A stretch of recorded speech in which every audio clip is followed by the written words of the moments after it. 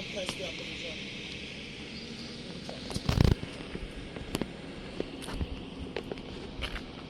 Tamam.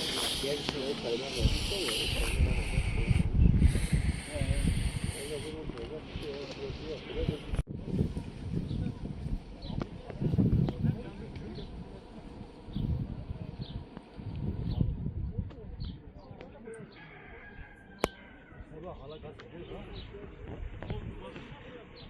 Bunda fotoğraflar var tamam.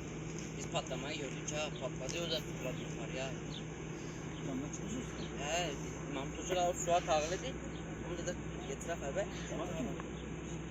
Eren yok.